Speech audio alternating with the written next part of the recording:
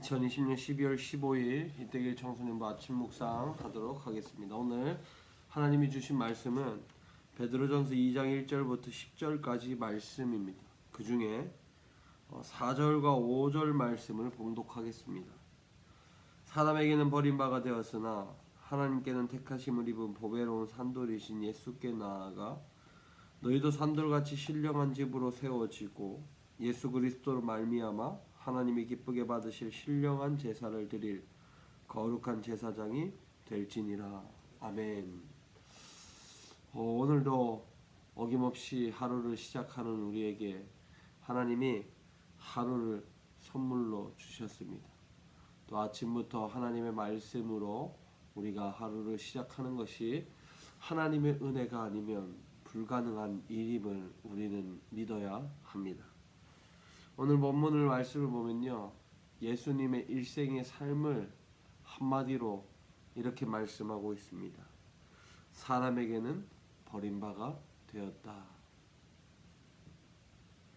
사실 예수님의 모든 사역은 우리 인간에게 유익을 주는 사역이었죠. 귀신을 쫓아내는, 그리고 병고침을 받는 그런 사람들이 예수님의 기적으로 인해 그들에게는 상당히 유익을 얻었습니다. 그런데 정말 예수님의 일생에는 우리 인간에 유익을 주었음에도 불구하고 오늘 성경은 예수님이 사람에게 버림받았다고 말씀하고 있습니다. 이 말씀을 통해 우리가 예수님의 삶이 이 땅에서는 우리에게 버림받은 존재라는 사실을 알아야 할 것입니다. 사실 예수님을 누가 못 박았습니까? 유대인들 아닙니까? 바리새인과 사두개인들, 특별히 유대인들이 예수님을 십자가에 못 박았죠. 예수님을 십자가에 못 박은 것은 하나님이 아니라 사람이었습니다. 그런데 하나님은 이 예수님을 십자가에 못 박힘을 통해 우리 인간을 구원해 주셨죠. 그러면서 이렇게 말합니다. 우리가 예수님께 나아와야 한다라고 말씀하고 있습니다. 우리가 구약시대는 하나님과 인간 사이를 제사장이 연결을 시켜 주었죠. 그리고 절기나 예배를 할 때, 제사를 지낼 때 동물들을 가지고 사람이 가서 그 모든 제사를 집례하는 집례자는 제사장이었죠. 그리고 제사장의 지시에 따라 백성들은 동물에게 전가도 하고 각을 뜨기 시작을 한 것이죠. 이런 것처럼 우리가 하나님을 만나고 또 예수 그리스도를 영접한 삶은 우리가 어떤 삶인지 분명히 알아야 합니다. 우리는 구약시대에 제사장의 역할을 감당할 수 있는 그런 은혜를 하나님이 주셨다라는 사실을 알아야 합니다. 그래서 제물 대신 우리가 예수님을 통해 우리가 하나님께 나아가고 하나님과 연결고리인 예수님을 통하여 우리는 우리 스스로 하나님을 향하여 제사할 수 있는 그런 존재가 되었다라는 것을 분명히 알아야 합니다. 그리고 오늘 본문 5절에서는 또 이렇게 말을 합니다.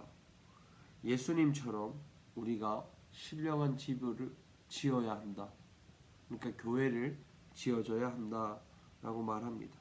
그러면서 그 교회에서는 신령한 제사가 진행되어야 한다라고 말하고 있습니다. 우리가 교회에 대해서 두 가지가 있다고 했습니다.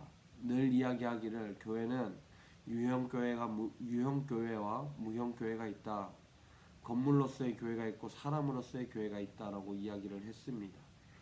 그런데 오늘 본문에서는 사람으로서 교회가 특별히 그 교회 안에 성령의 충만함을 통해 우리 스스로가 교회가 되어야 하고 또 교회가 됨을 통하여 하나님이 기뻐하는 제사가 드려지는 제사장으로서 살아가야 하는 삶을 이야기하고 있는 것이죠. 오늘을 살아가는 우리에게 하나님은 우리가 교회가 되기를 원합니다. 거룩한 교회로서 이 땅을 살아가기를 원합니다.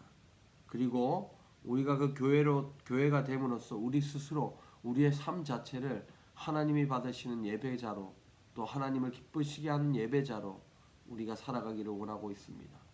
사랑하는 우리 히데겔 청소년부 여러분, 오늘 하루 살아가면서 하나님이 기뻐하시는 제사장의 삶을 또 하나님이 기뻐하시는 하나님의 교회의 삶을, 또 하나님이 기뻐하시는 거룩한 그리스도인의 삶을 살아가서 하나님이 기뻐하는 우리가 될 수 있기를 바랍니다.